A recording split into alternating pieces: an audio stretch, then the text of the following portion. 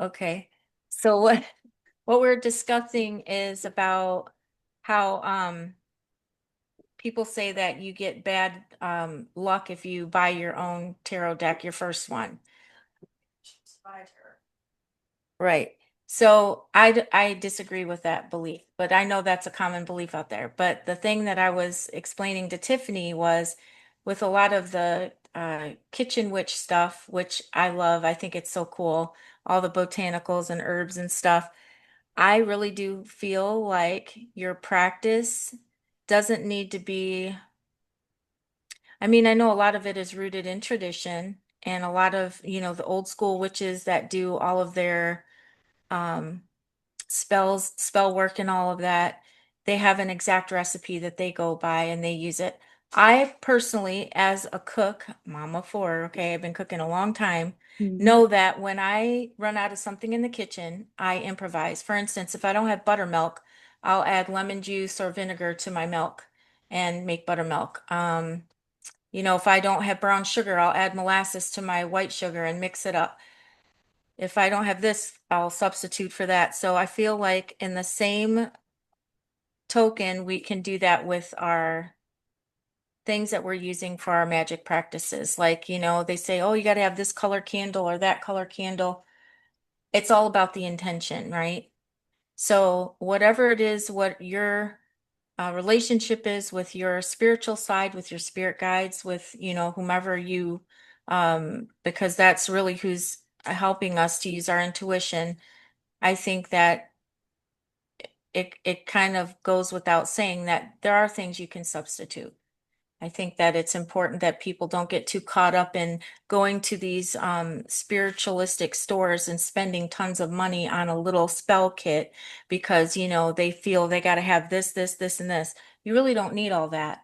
For instance, you can go to the store and get a thing of salt, just regular salt, for $1 or whatever. And you can get a little glass jar and you can fill it up with salt. You can put a candle in the middle and you can make that your protection candle. And you can write intentions down on paper and burn it on that candle. And you can add honey and herbs and tea leaves or whatever you want to put in there. It's all about the intention that you set for it. And if you say a prayer around it or um, do your manifestation work, then there's no reason why people should feel they have to buy expensive crystal bracelets or, use an exact uh, or although I do believe that it works that way too, because people are still setting intentions even when they spend money. It's just that I don't think that our um, universe or spirit guides really expect us to do that if we can't, afford it. So that's just my thought. I love it. I honestly feel like that's so, um, it's not just realistic. It's like something that I think speaks to the nature of like what is actually happening when we're Mhm. interacting with the divine in some way. It's like Yeah, use your resources, like the stuff that's around you is exactly. Be resourceful. And that I think that goes back to like, back in the dark ages when they did this stuff, these women and men would gather these things based on their own produce, on their own garden supplies or whatever it is that they had. So it really wasn't I don't think it really was a problem yeah. for them to come up with different, they are the ones that wrote this into existence. So, I think that just like our recipes update and our beliefs update, we're coming to the age where we use AI a lot. I mean, I've even seen it. I think that's why I posted also on the Greenwich School some links if people wanted to create their own Pinterest board and do a manifestation board that way electronically. How cool would that be, Some Yeah. people still like the actual physical touch of the boards too, which is cool. But a lot of us use technology today, so I think that it's important that we integrate those newer methods into our spiritual practice. Yeah. Yep. That's valid.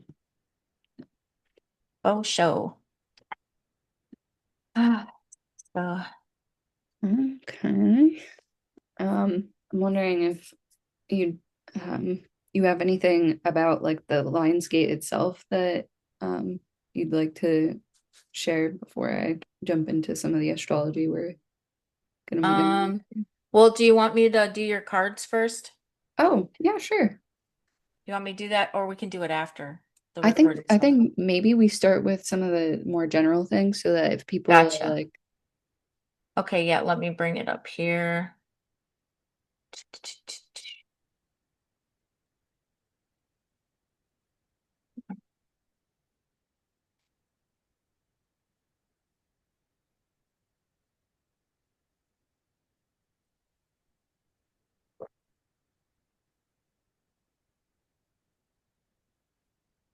See if I can get the information up here. Okay, and I'm relying on my handy dandy AI to help me with this because so hopefully it's all correct here. okay. Let's see.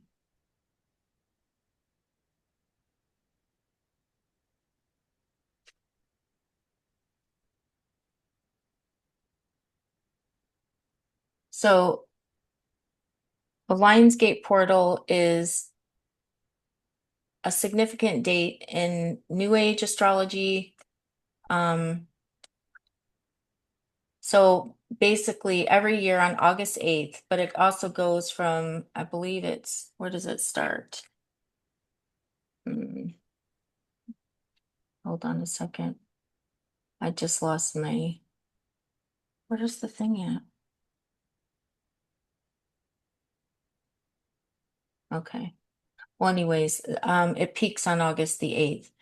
But the short version is the sun, the star Sirius, and Earth are said to align, opening a symbolic gateway of high frequency, transformative energy. It's one of the most spiritually significant dates on the New Age calendar, according to Claude here. Hmm. Leo season at its peak, the sign of courage, self-expression, confidence, and personal power. I am a Leo. Woohoo! So this is Ooh, my month, baby. yeah. Next week. I can't believe it's on Yes. Wednesday. Yes, August 5th, my birthday. I'll be 55. Hmm. So, the number 8 represents infinity, abundance, and karmic balance. Doubling up on 8 amplifies that symbolism. So, that's important to note.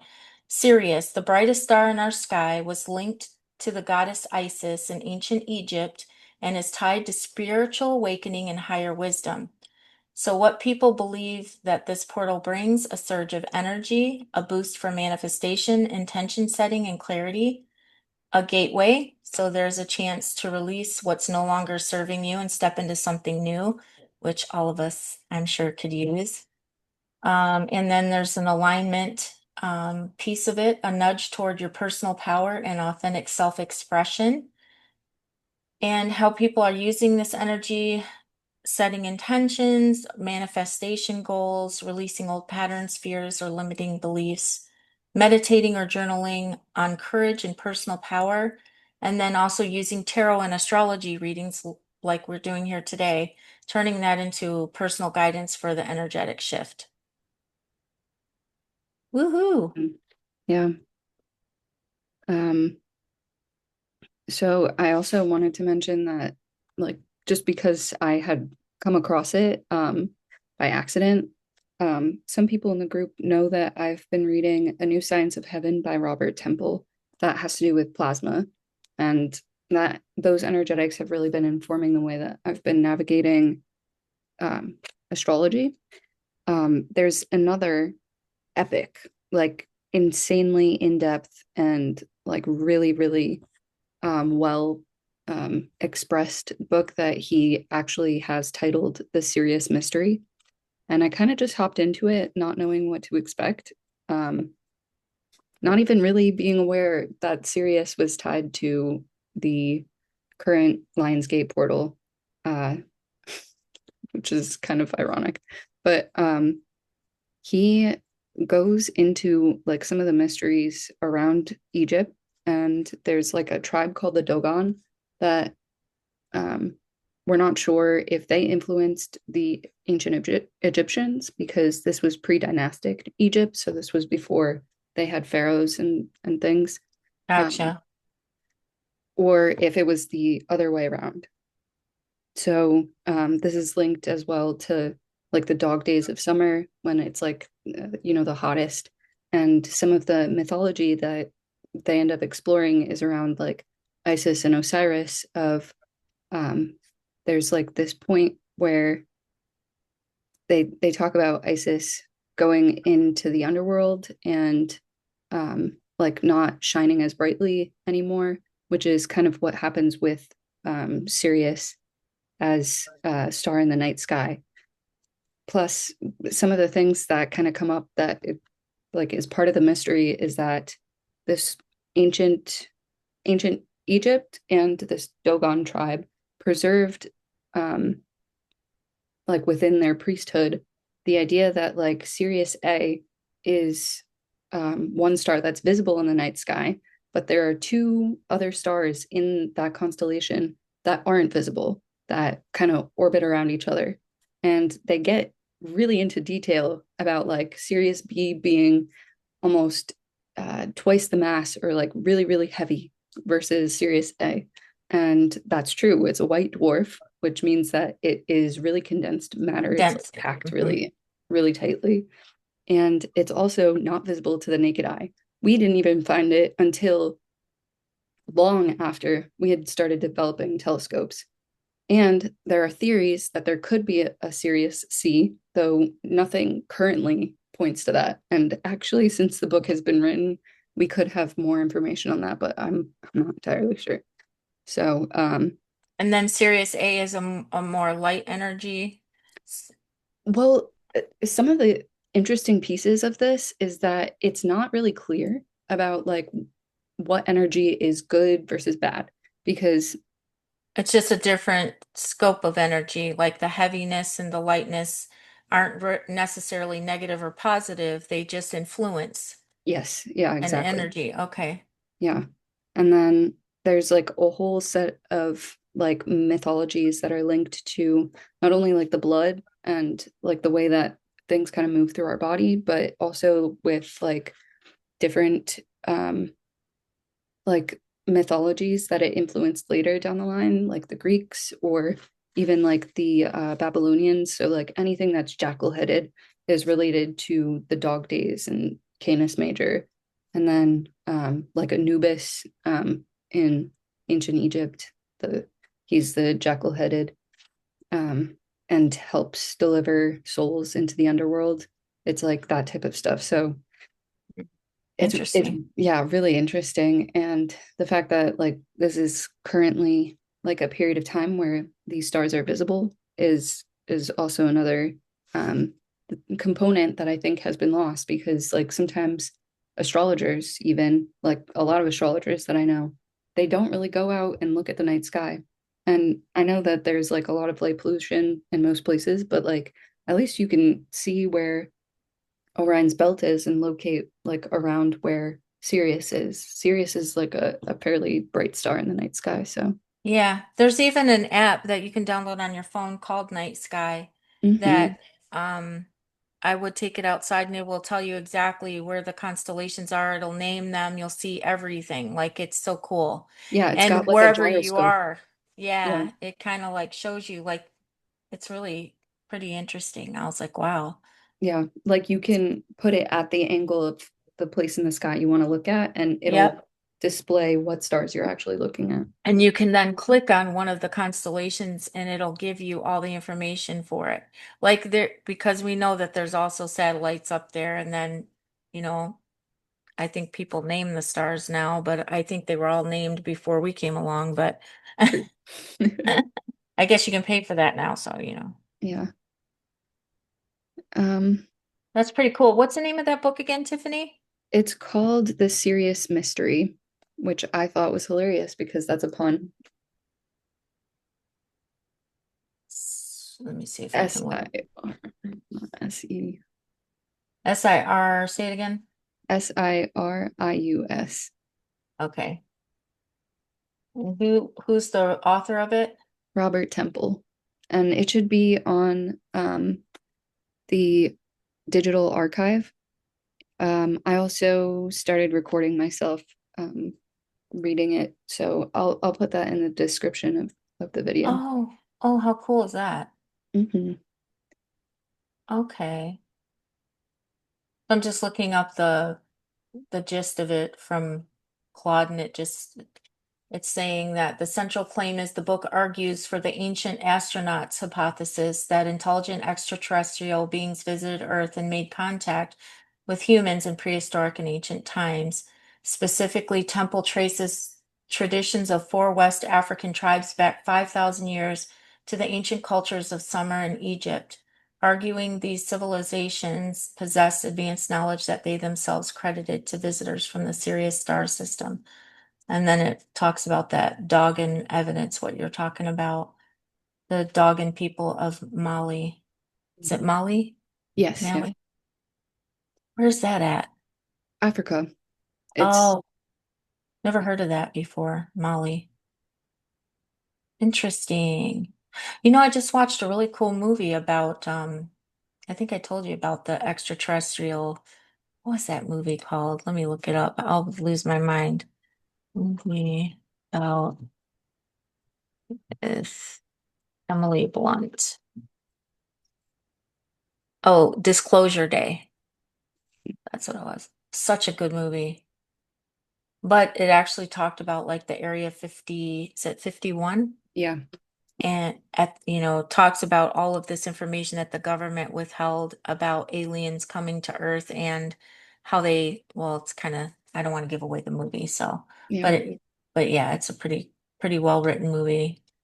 Well, I also just want to put it out there that like he digs really deep into the ancient history and is um not very he's very impartial about like what it actually points to and expresses so explicitly at the beginning. He's like, I really don't want to do this. I hate to be the person to be like, there are uh there's a possibility that ancient aliens could have visited Earth. Although he like credits all of the like astrophysicists and everything that like basically say that it's very unlikely that we're alone in this universe. The Right, likelihood of someone visiting us, right. it's hard to say. I think I agree with that Yeah, very much. But I do believe that, there are other creation that are here with us. yeah. It takes really interesting like turns. Like it kind of goes all over the place because there are a Yeah, bunch of different histories that correspond and corroborate some of these stories. right. So, Because and I'm just saying, if you're coming, because a lot of people that are into this stuff, there are more people now today that claim to be or see themselves as Christian and still having a belief in the Bible. And coming from a background in that area all my life, I can say we were never, I guess what we believed aliens to be were demons. mm, We really didn't believe that there were extraterrestrials outside of that, but there were angels that God created. And some of them came down to the earth to pursue their own interests and forsook their own proper dwelling place. And so now on the earth, we have, angelic creatures that, but that's so coming from, I would love to hear your take because he weaves in some of the pieces of the Bible, and it's not like something that's completely outside of the realm of yeah, discussion. Because like Lucifer is mentioned, and even the oh Christ consciousness is part yeah. of like this. I don't know if you want to call it an unfolding Well, of like we've had remembrance. so many interesting things in the Bible. Like it talks about how the angels came down and they married the women on earth. They materialized human bodies, had babies with these women after they married them, and they had babies that were giants. They called them the Nephilim. Yeah, exactly. And then the flood happened because, so there's a lot of interesting things, but it also says in the Bible too that, uh the devil can change form. he can become an angel of light to deceive too. So, well, Mhm. anyways, I know a lot of people get turned off by that because really we're kind of We're in a exploring. We're not saying we're in with a divinity. spiritual environment where people believe in, um, but according to the Bible, all of this stuff is more questionable practice, but you But know, at least take an interest because there is something. This is someone that I've been watching a lot on YouTube lately. His name is Stefan Burns. He like checks on basically the status of the sun and how its energetics are influencing Earth. Um, and one of the things that he said recently is that there are like truth is fractal, and sometimes you can find elements of truth in even the smallest lie, like yeah. something that like resonates with you. But there are these like main pathways, like highways or whatever, that Hmm. have, an abundance of truth. So it's like the Bible, even with its mistakes, even with its flaws, even with like some things that might have been obscured with intention, Yeah, like it yeah. has its own validity as well. Right, right. I agree. And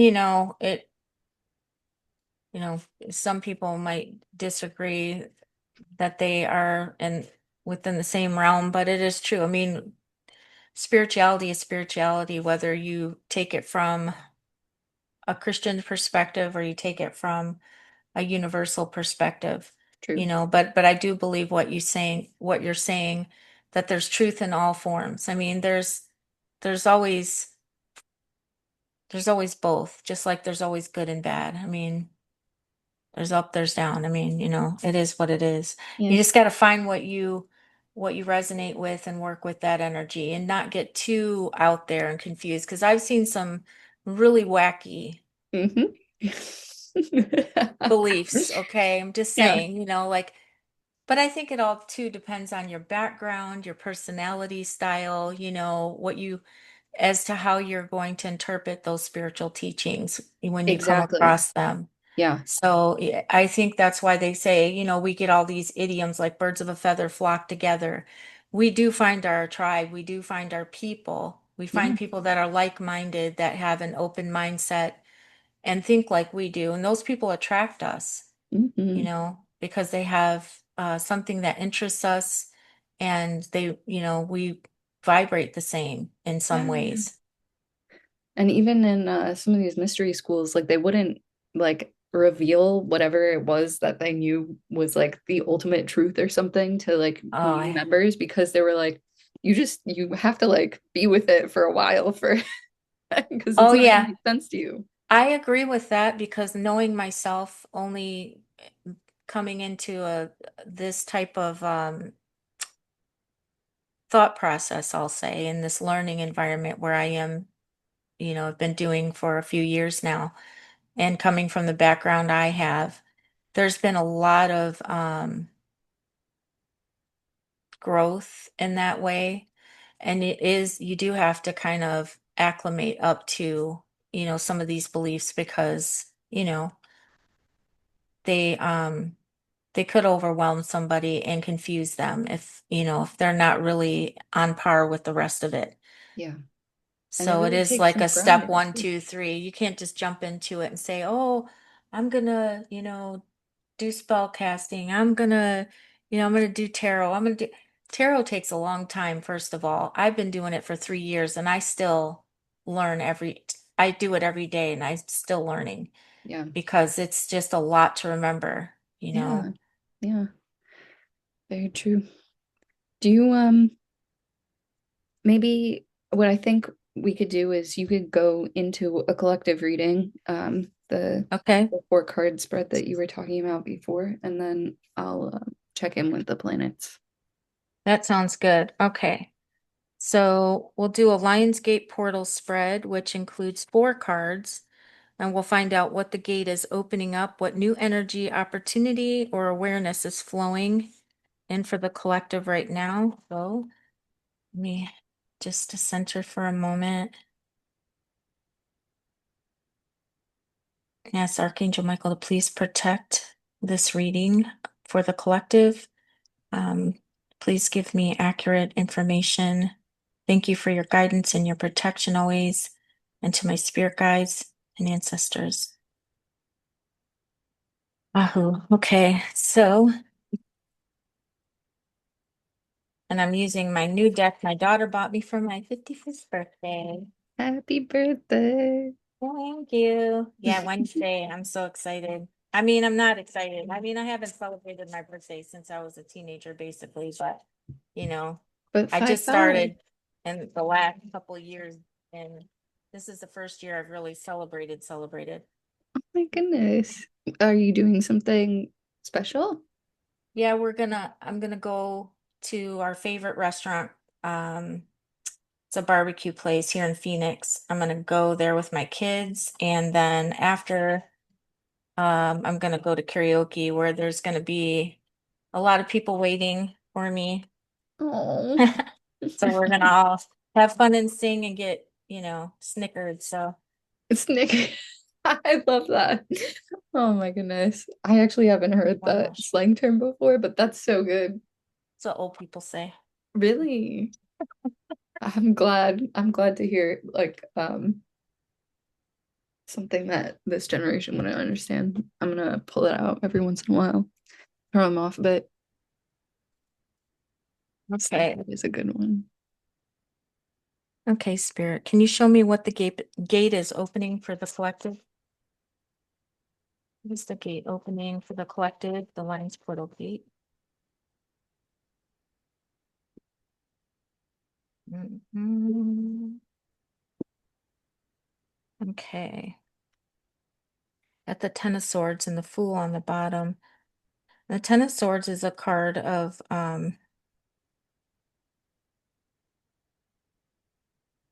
like a heavy weight.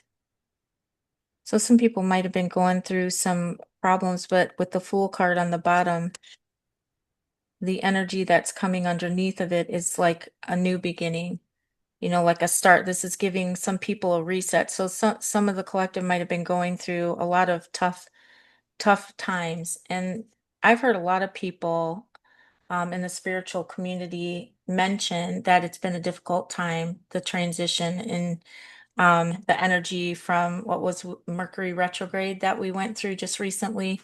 Yep. And so a lot of people were feeling the heavy burdens of life and, situations in their life that were just not ideal.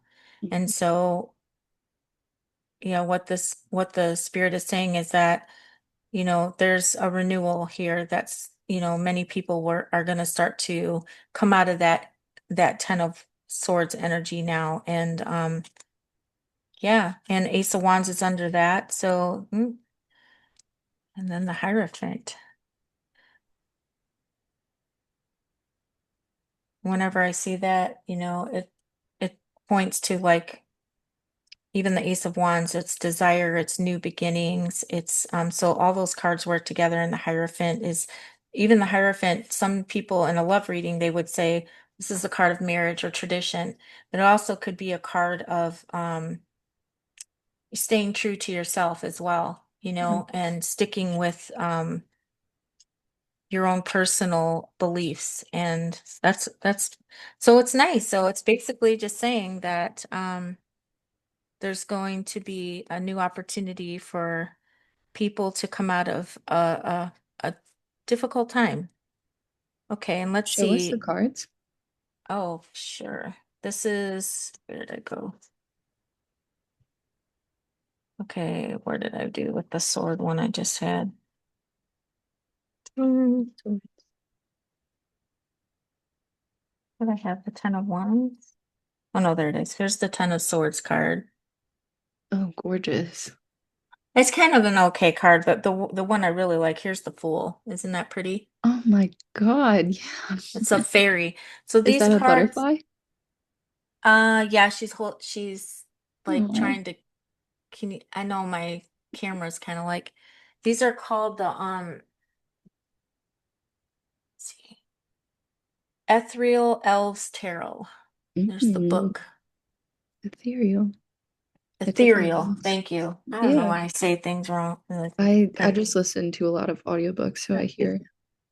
Ethereal. Yeah. So Mhm. Okay, so well, I'll go to the second question for the collective. What are you being asked to release? So this is going to show any old patterns, fears, or limiting beliefs that this portal is pushing you to shed. So let's take a look at that energy and see. Spirit, can you show me what for the collective? What are they being asked to release? Okay, the Wheel of Fortune, which is all about divine timing and fate. Mhm. Ooh. And the Hermit's on the bottom with the Ace of Swords. Mm. So what the universe could be telling them to shed is maybe feeling they need to rush. Because Mm. with the Hermit on the bottom, it's, the Hermit is a very slow energy. It's an energy of somebody who goes inside of themselves and kind of looks for answers and, you know, um, and then the Ace of Swords under that, which is a card of, clarity or a truth. And so this is like a deep wisdom that they're trying to access. But the universe is saying, don't rush, try to slow things down and take time to get the answers that you need. You don't have to hurry anything. Like the Wheel of Fortune basically tells us that, really fate isn't in our hands. That's something that the universe is orchestrating on its own. However, we can influence it and we do have free will. So use it in a way that we're getting the most benefit from it by spending the proper time to get the right information that we need. That's really amazing. That's a good message, actually. That's wise. That's good wisdom. That helps us to appreciate, that we can't control everything. Not everything is in our control. The universe does have a lot to do with what goes on. How we react to it is a whole other. Okay. And the next thing we have here is our inner lion. So let's look at the strength, courage, or personal power the collective needs to access and walk through this gate. Card 3. Spirit, can you show me the inner lion for the collective, please? What is the courage they need to pull from during this time? The Ace of Pentacles. Ooh, that's a good card. With Justice on the bottom and the High Priestess after that. Oh, interesting. So the personal power to get the Ace of Pentacles, Justice, and the High Priestess, that's really interesting. Is the Ace of Pentacles, of course, is that could be even in the financial world, but let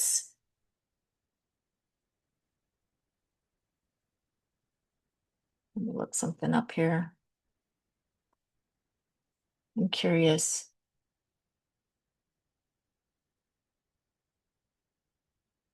This is a very positive card because the Ace of Pentacles, it is more of the Pentacles all represent financial opportunities. And so it also is talking about manifestation. So the personal power, there might be some opportunity for some of the collective to grab. And with the Justice card being here and the High Priestess, I think it's telling the collective to know what's right for them. They have the intuition, they know they know themselves, with the Justice card being here. That's like, that's showing us that things need to stay fair. That's truth. That's and with the Ace of Pentacles, so whatever it is that the personal power they need to grab onto, it's going to be their own knowledge of what they need and what they and to make sure that they're like with the cards we got before, the clarity, they take time to get the clarity they need. And in this situation, when opportunities are presenting themselves, they need to take stock of that and just make sure that's the right thing for them. So their power is really in their own knowing, their own intuition, and their own sense of justice and what's right for them. That's good. Good message too, because people need to hear that They've got it inside them to make the right decisions for themselves and to pull on that energy that the universe is giving them. Okay, last card here, the download, the message, guidance, or manifestation seed to carry forward from now through the rest of the year. Okay. Spirits, can you show me the download for the collective? What message, guidance, or manifestation seed do they need to carry forward through the rest of the year?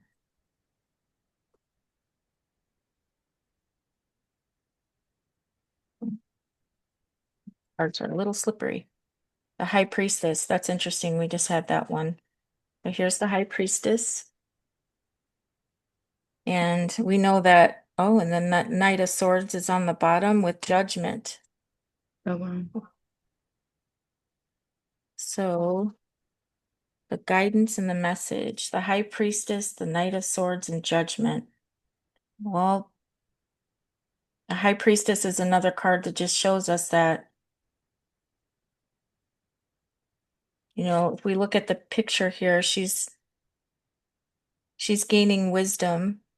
And it looks like she's going, the wisdom that she's getting is also internal, but it's also the universe providing her some spiritual access to information that she might not have had otherwise. So she's very powerful. The High Priestess is like, what is that word of this deck? Ethereal. What did you say? Ethereal. Ethereal? Yeah. Yeah. Yeah. So I feel like, let me look up something and see how these cards work together.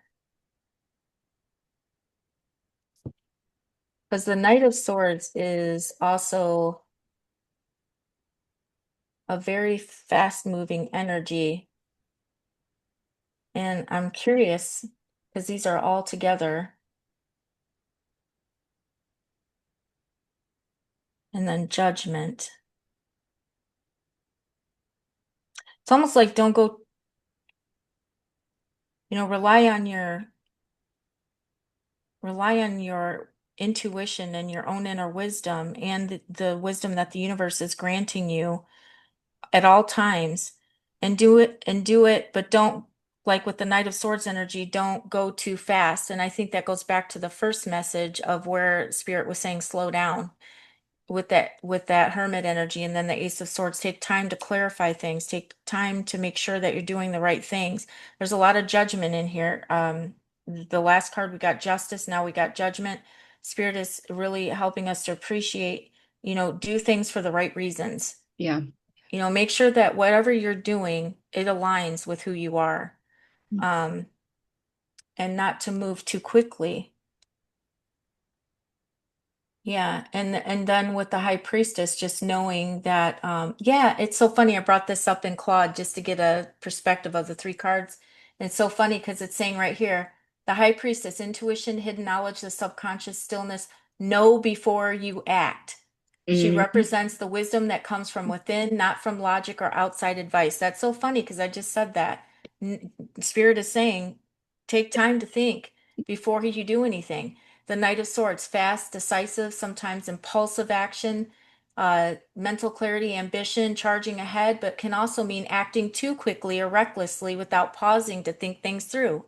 I got goosebumps. Yeah. And then the last card, Judgment. So it says on here, awakening, reckoning, a major turning point, being called to evaluate your past choices honestly and rise into a new understanding of yourself, often linked to a wake-up call or a moment of absolute clarity. So really the spirit is saying in all of these card draws that I just did to really slow things down, go inside, use your own intuition and your knowledge, and make sure you're doing the right things for the right reasons. Yeah. So that's how you can all move forward, okay? In the Mhm. year ahead. And you know what, honestly, to me, that's even like going as far as saying we can apply the golden rule here. Do unto others as you would have them do unto you. If you're doing unto yourself how you would want others to do unto you, you're doing yourself a good service because you're allowing yourself to grow and change and do it in a way that is going to benefit you, but it's also going to benefit the world too. If you're doing good things for yourself and good, it's gonna, that energy is gonna just spill out into the rest of the world and affect other people you come in contact with. Yeah. And it's a lot easier than people think because it's like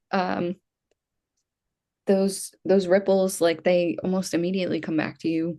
Like even if you don't see the benefit that you're intending, like you get like a response or reaction to, the people that you help out. Yeah. Yeah, energy is it's transferable for Mhm. sure. Huh? Yes, I believe so. My daughter Yeah. Yeah.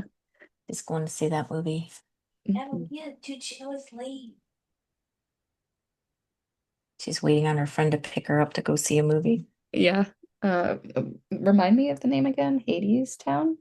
Yeah, Hades Town. And I've it's a seen. musical. Woohoo. Woo. She likes musical. The musical that I think I liked the most was the Mamma Mia movies. Ooh, yes. Oh my goodness. Everything about them, those movies is just like magnificent. Like the Mm-hmm. the landscape, the So actors, beautiful. the acting, the storyline. Yeah, it was really beautiful. Really, I would love to go there. I have a friend that's in Greece right now, Ooh. visiting Crete. Oh my goodness, Crete. They're not involved in any of the shenanigans that's going on over there, right? No, no, I did ask. I said, "Are you guys by the fires?" And they're like, "No." Okay.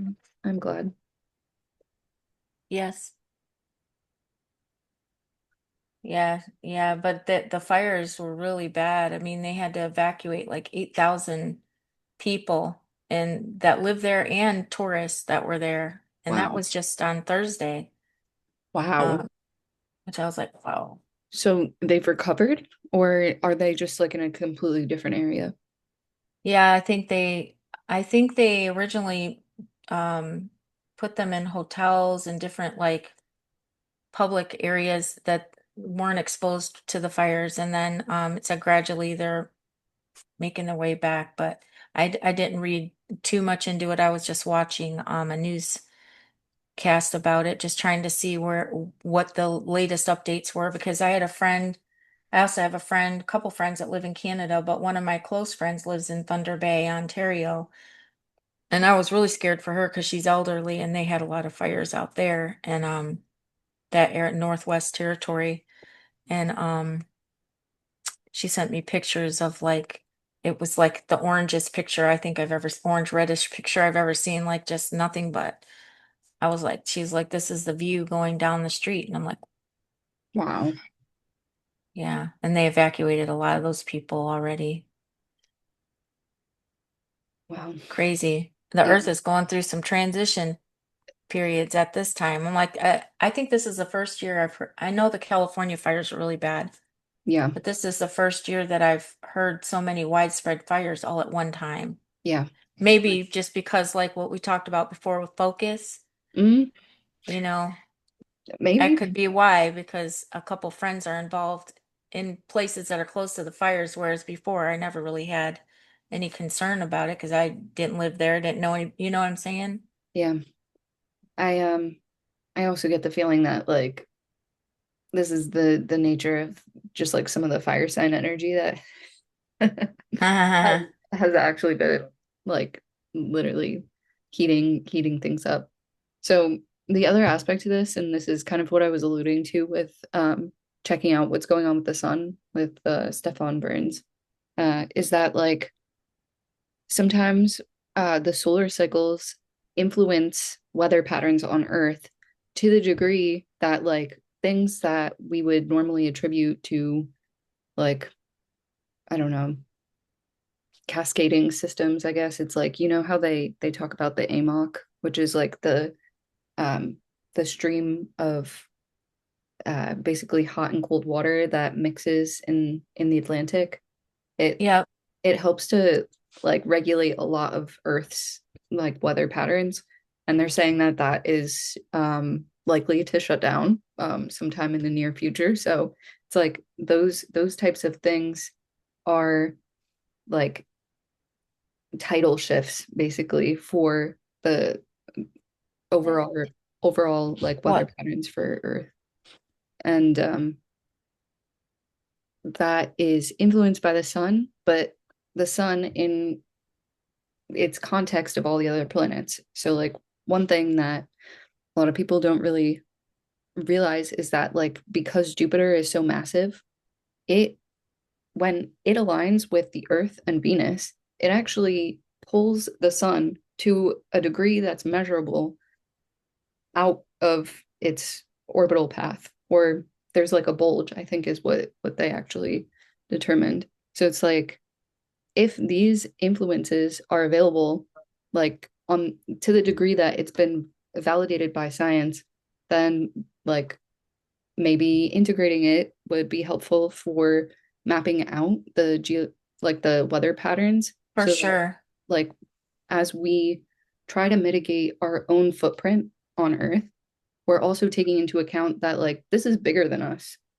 Like this is not just something that we've influenced. And I know that a lot of people like to go off about like we need to take care of the earth. We've been doing such a like collectively like bad job, but it's like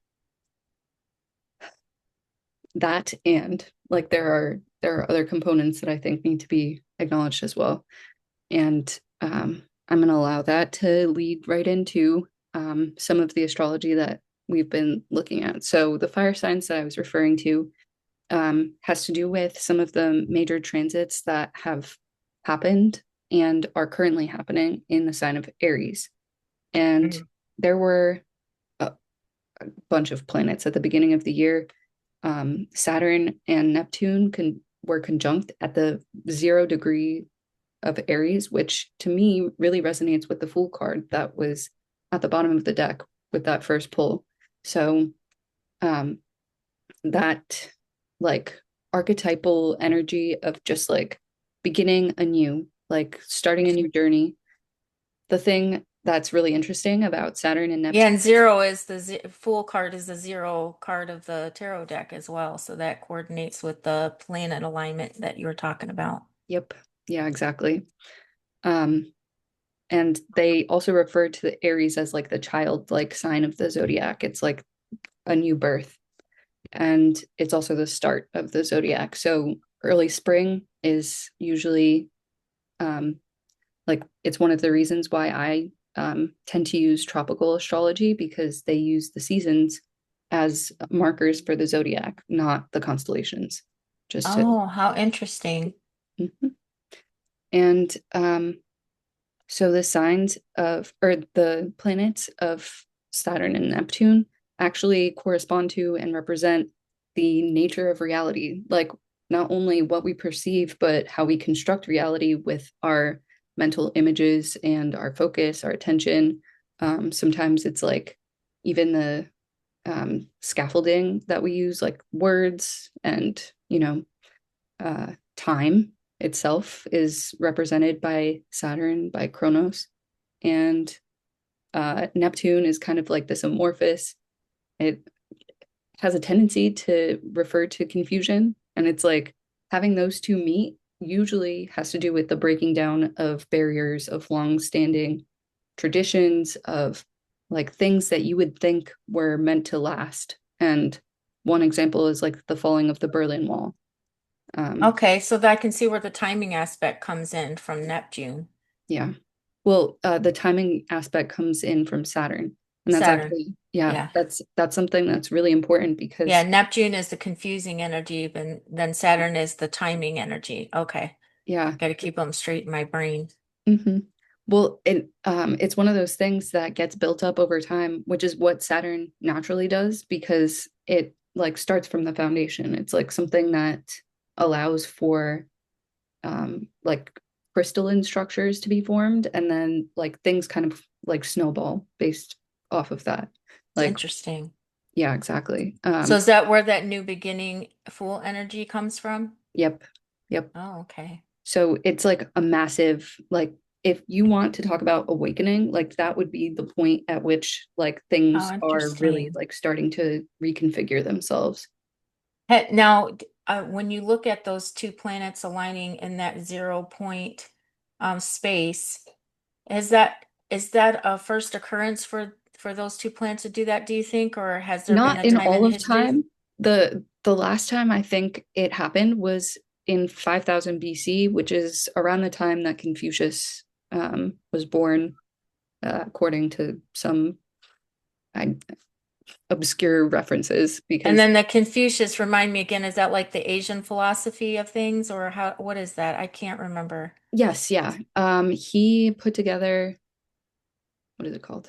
Like it was like wisdom, sayings of Yeah, wisdom and wisdom stuff, saying. right? Yeah. Okay. I was So just like, I think I re remember, but I don't know. filial piety, like the respect of your elders is something that came from him. He had like a text, well, probably a series of texts and like a following around like some of the inherent wisdoms of the times.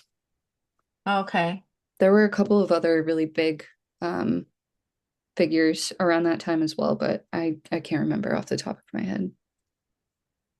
Um, so yeah, that's one of the really big configurations that is now separating, but we're still within 10 degrees, and most people still consider that to be a conjunction. So, Okay. in addition to that, I would be remiss to not mention Barbeau's basket, um, because there are a lot of astrologers speaking to that, especially within this time frame. All I'm gonna say about it is like you can do your own research, is that it is indicating that the outer planets, which means the collective, are in a very supportive configuration in that like if you were to take action, which that is not what the supportive energy does, it's something that holds things in place. If you were to take action, you would have support from those outer planets at this time from Oh, yeah, interesting. yeah. So it's almost like how like we have an army and like we have uh not ally is it allies? Yeah, Okay. And so how they all pull together, well, I mean, it's a bad example. I guess it's just the first thing that came to my mind, but like so the way the planets are aligning at this time are supportive. What? Are you leaving? Okay, bye, honey. Have fun. Text me when the movie's over so I can pick you up, okay? All right. Have fun. Bye. Love you. Mom, you got a car. She did? Dude, look at her car. I can't. I'm on. Okay, I'll come out and see it. All right. Sorry. that's awesome. If you want to go out, go for it. I can keep. Oh, it's okay. I'll see it. I'll see it later when her mom picks her up later. Okay. She's Um, excited because her friend just got a permit, so she's driving now with her mom. ooh, that's I know. awesome. Does that mean that's Shh. gonna be Gabby too soon? Yeah, you need to. Shh. Sammy. Now he's going nuts. I Sorry. can't hear him. If that makes Okay. you feel any better.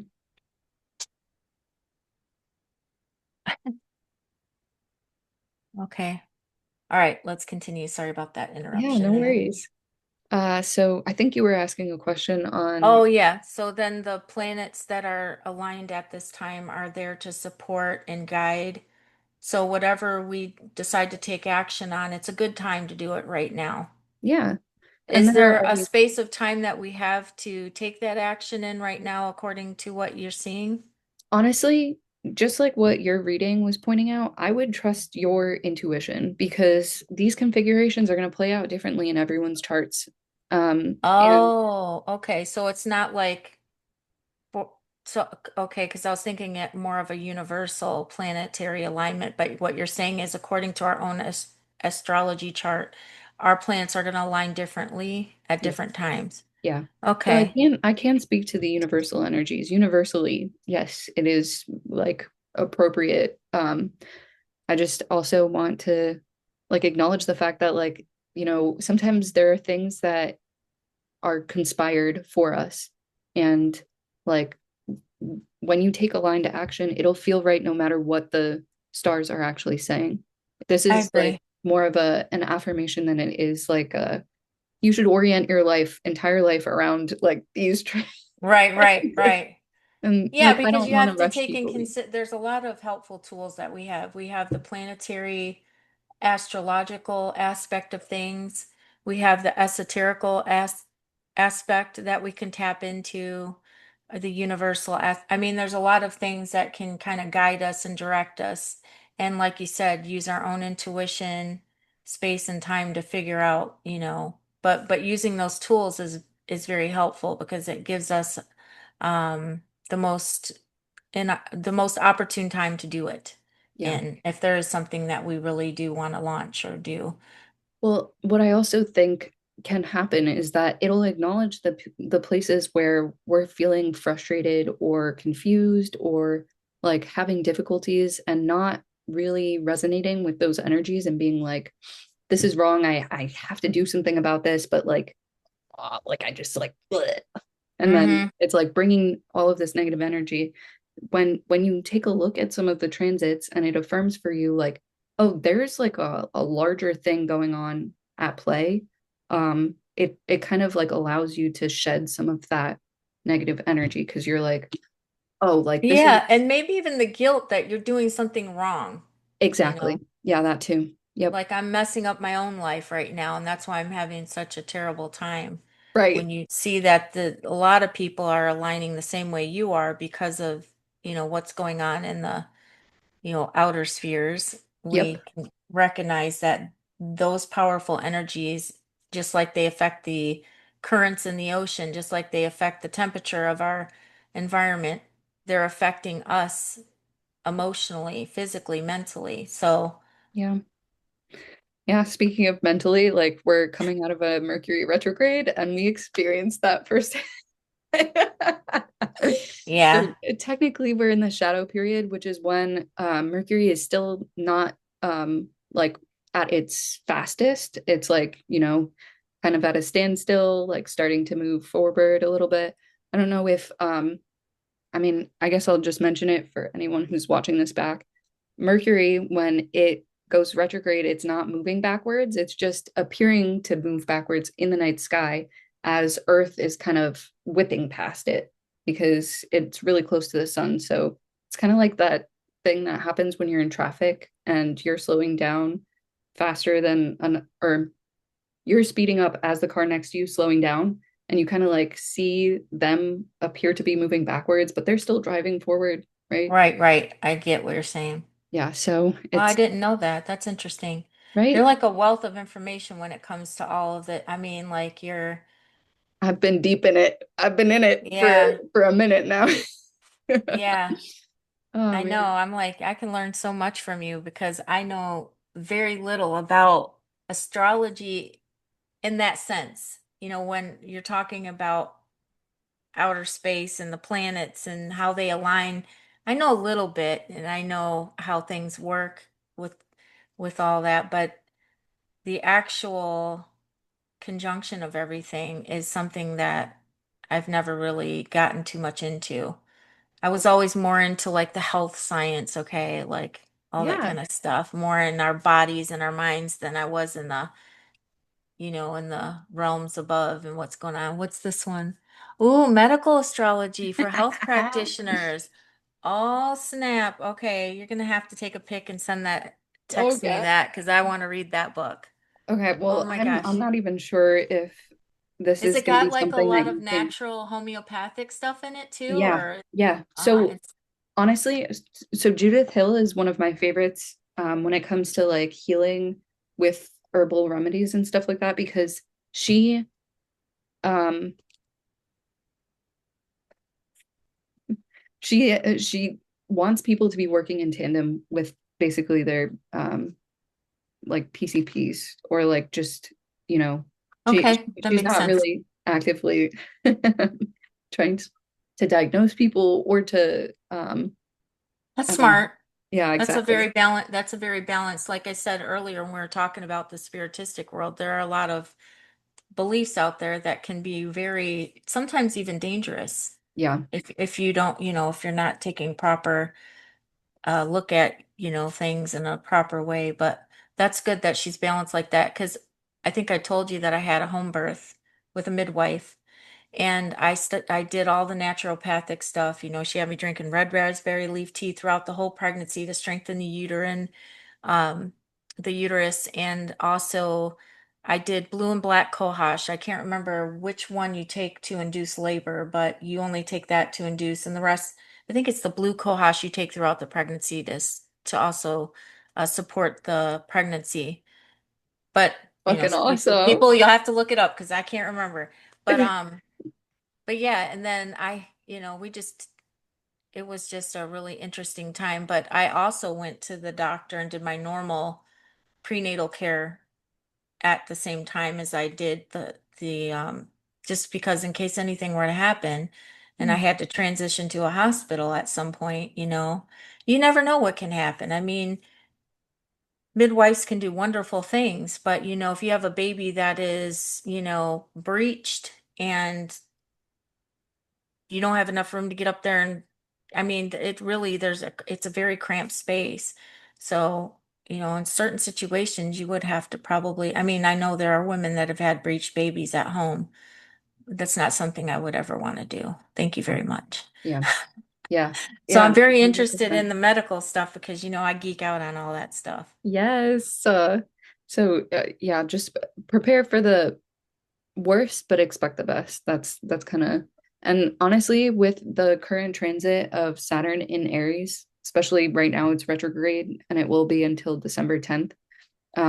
I would advise anyone to be playing within their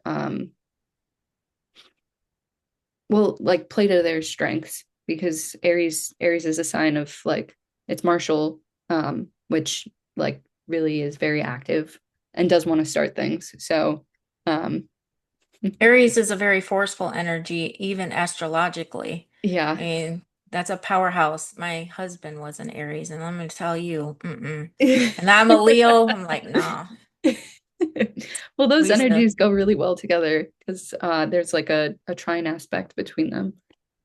All fire signs get along, Earth, whatever. It's like those mo I find that the Aries women, I don't know, I've only known really two, but I got along well with them. But there is a clash sometimes with, I think, ego and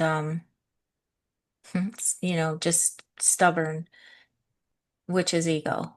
Well, I will But say that looking at your chart, because you're a Virgo rising, anyone with an Aries sun is going to illuminate your eighth house, which tends to be like the area of like the taboo, like the repressed section. It's usually like difficult topics that people don't want to talk about. And it's like known in astrology as a dark house because it doesn't make any aspect to the ascendant. So just to like kind of affirm that like the astrology points to like that not being the best. Plus you also have Chiron, which is a outer it's an asteroid and it's technically referred to as like the wounded healer, although like the whole idea behind it is that like Chiron was the teacher of Hercules and the whole mythology behind it is like someone with a lot of wisdom that just so happens to have been wounded, I think, in combat. And like part of the journey of like your soul is like coming in and sharing that information with other people, kind of feeling a little bit like you wow, can't. Yeah. I can really relate to that energy because I feel Mhm. like I'm a little wounded in that aspect too. I Like, would definitely use the word warrior if like as it is in Aries. So that's pretty cool. What mhm. is your sign again? I'm a Virgo with Ah, an Aries okay. rising. Oh, it's an Aries rising. Okay. Well, But it must not conflict with me because I it feel doesn't. like, yeah, you have more of a very open energy, real Yeah. energetic, and you have a lot of wisdom, which I really appreciate. I like talking to people who are smart. That means I'm so just, much to I'm me, just especially saying. especially hearing a lot of like the wisdom that you've shared. I will also like just like contribute that my moon, which has a tendency to be like the energetic like underlying energy, especially with women, it can be more prominent, and I have a night chart, so usually the moon is like more fully supported depending on like if the sun is above or below. It does, it like illuminates certain parts of your personality. What is your Yeah. moon sign? In Taurus, which lands in your ninth Oh, house of like higher wisdom and spirituality and teachings and stuff like that. So it's like that. oh, how nice. So I have my mom was a Taurus, my sister is a Taurus, my daughter Oh. Gabby that you just met is a Taurus. She's a Taurus with a Scorpio rising and a Scorpio moon. Come on now. You're gonna give this child to a Leo? Come on now. Come on. Oh That man. kid, man, we Well, have a fun banter though. We have a good fun relationship, but yeah, because that sh lands in your third house, which has to do with like short distance travel, communication, even like siblings usually fall in the third house. It's like there's the active mind uh kind of like lands in that place. yeah. And then my moon is of course a Capricorn, which I know is more of the is it more of the like mo logical, but also like I don't know, I always heard around Capricorn they're very money focused. They're very down to earth. I think money can be a part of it, but that Yeah, I'm so not I'm I'm so not frustrated with all of the things that come up around. when it comes to anything like I would have to sell, I can't do it. Yeah. I've never been able to be that person like um to try I don't like to try to convince people that they because I'm so open-ended. I'm just like, you get what's best for you, do what's best for you kind of energy. I don't Yeah. like but of course if there's something that I have used and liked, of course I wouldn't have a problem, recommending anything to anybody that way, but yeah, I'm definitely not a forceful person. I'm pretty accepting and open. But yeah, the Virgo in me is very,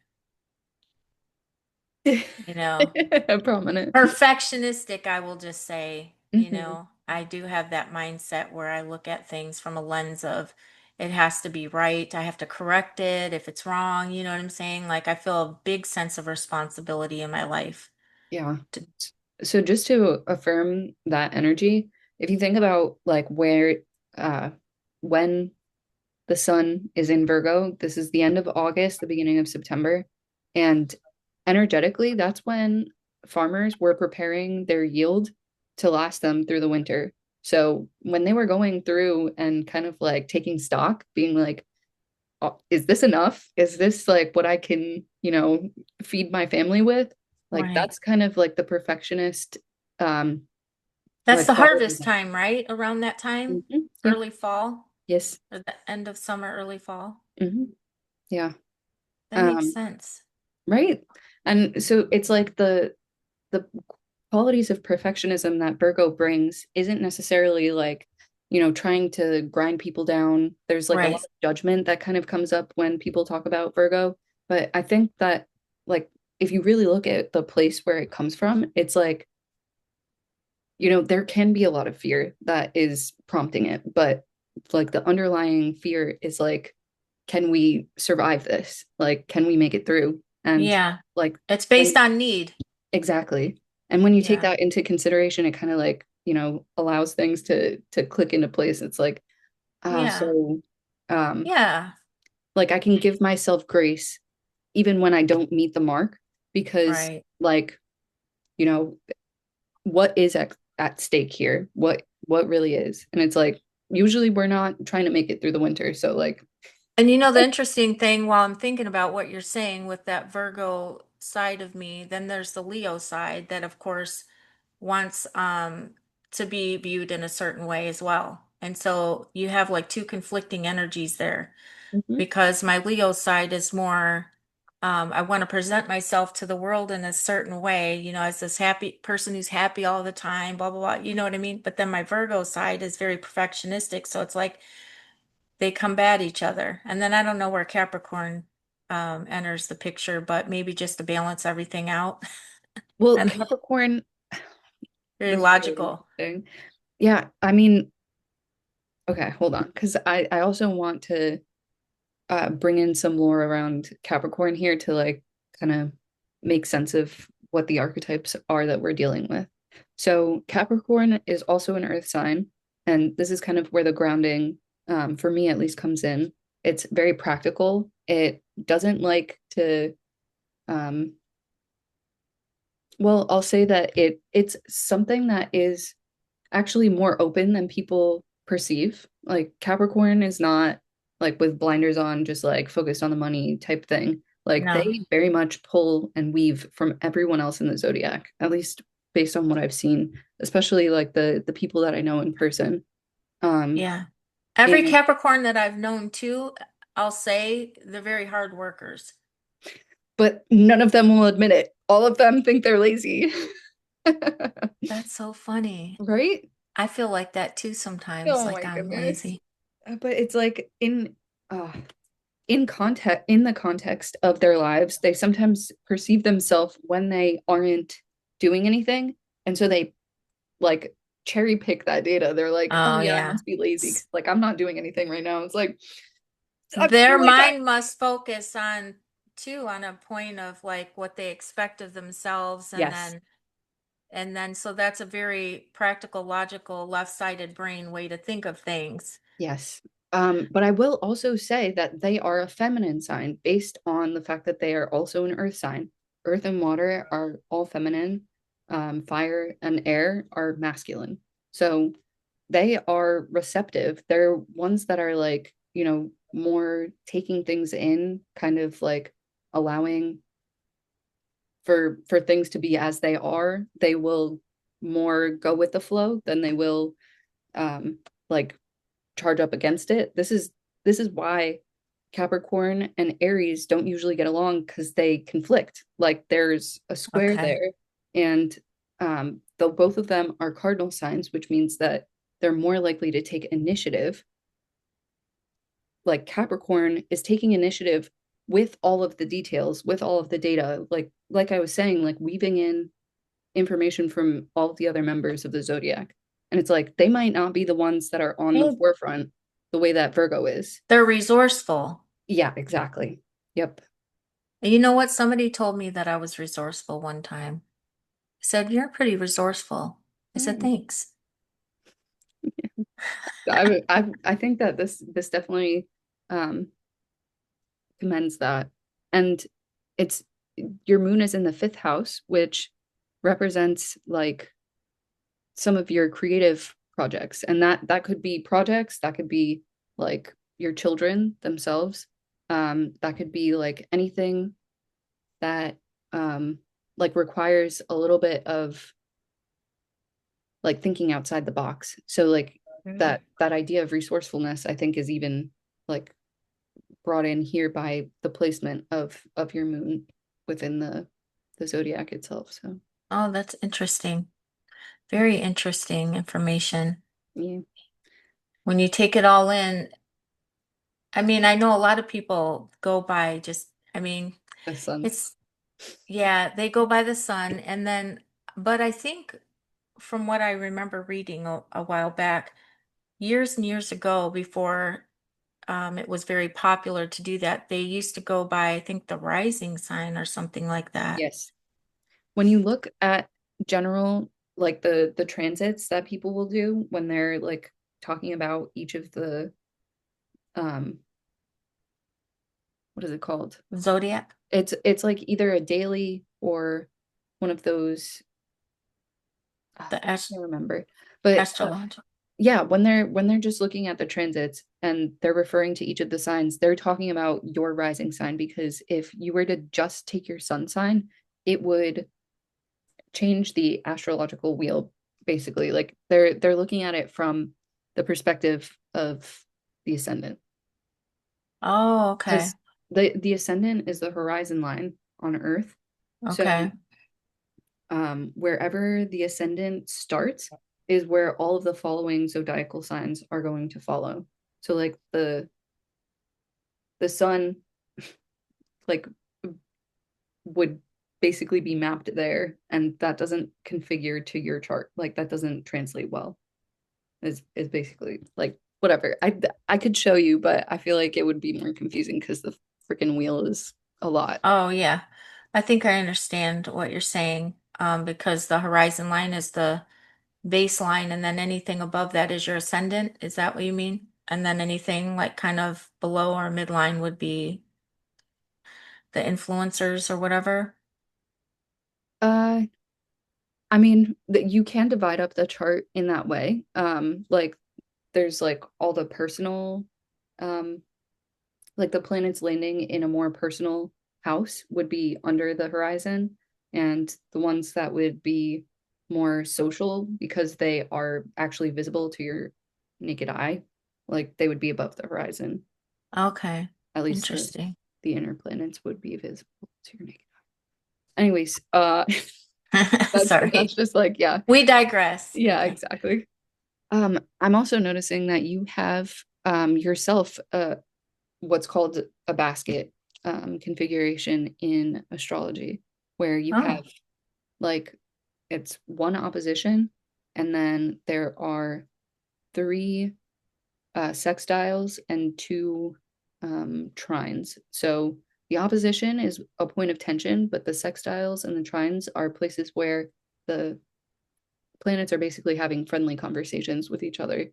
And this is where I was talking about before. That's a supportive energy, and it's something that like you would need to tap into using some of the other more difficult aspects of your chart in order to like generate the energy to move things forward. Oh, I'd like to learn more about that. Yeah. Oh my goodness. Um, so let's just see what planets we have here. So you have Pluto on one side and your descendant on the other.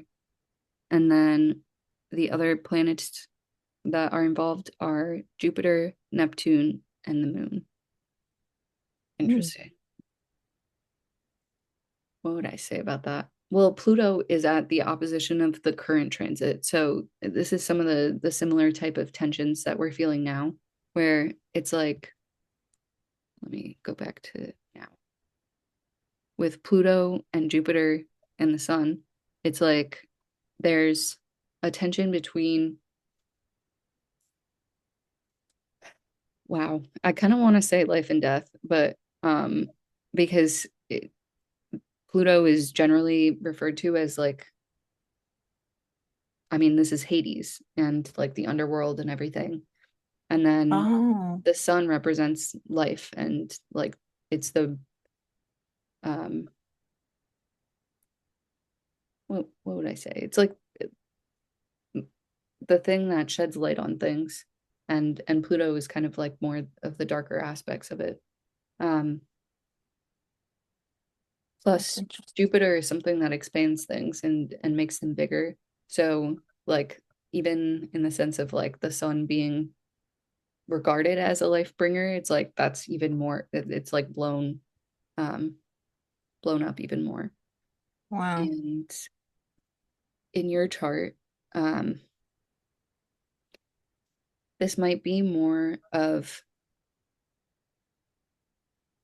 I mean, it could be a similar type of energy because your ascendant is the place where you're born and where your energy is actually being imprinted by the planets and everything. So, even sometimes like there can be birth stories around that.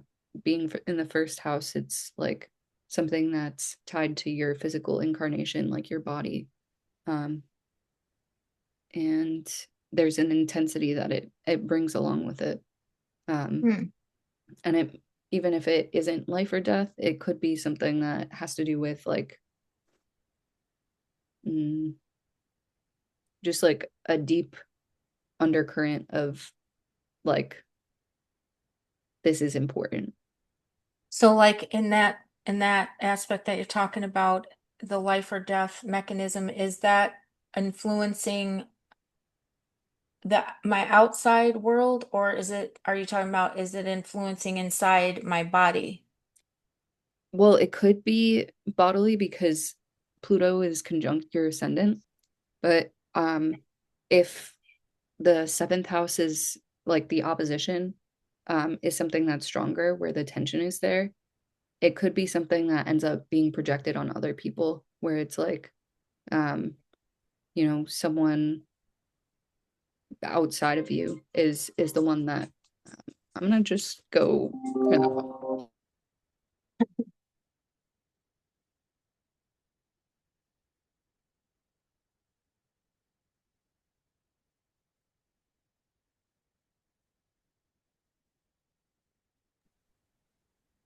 Sorry about that. Oh, that's Um, okay. it can be someone outside of you as like you might attract in partners that might be more intense or even like come into different. I mean, this is like the energetic uh of a contract of like it could be business, it could be friendship, it could be partner. Um, it Oh, really okay. depends on who you feel like is close to you that can reflect back some of the things that you're putting out into the field. Interesting. Yeah. And so, like, that tension has release points or places where things flow.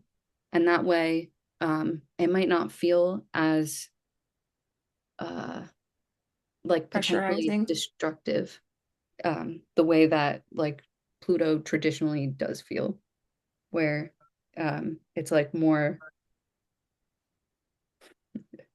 what would I even say? It's like in the perspective of like say a volcano eruption, it's like there Okay. are a lot of people that portray that to be like an extremely destructive force and something that is almost too intense to bear, but there are other people that perceive that as life-giving as well because it can bring nutrients and Right. like different elements into the soil so that like Yeah. Because you even with the elements in that, with the lava and all that, with the heat, and we know that the that fire is a cleansing energy too. yeah So there's also opportunity for new birth or new growth afterwards. Because I know even like farmers, don't they like set their fields on fire, and so that makes a lot of sense yeah that people would.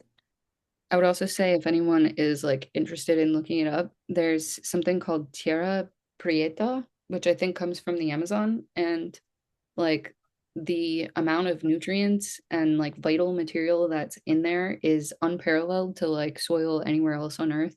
And it has to do with the burning, but then there was also like fermentation and other aspects of like some of the material that they were um, putting into the soil that makes it extremely nutritious and valuable.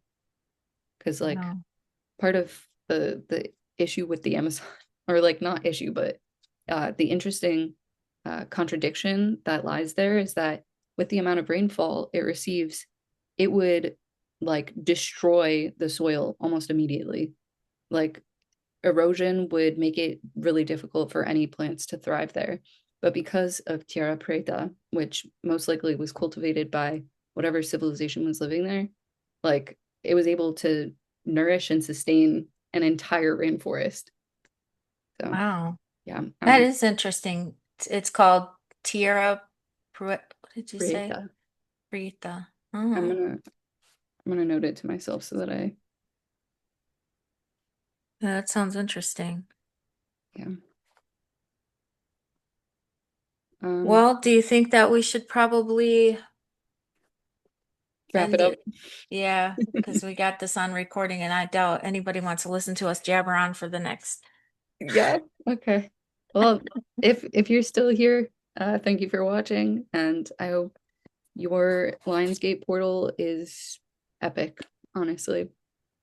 Yes, we'll all tap into that good energy of keeping ourselves grounded, doing what's best for ourselves, and using our intuition and good judgment. Hell yeah. Ooh,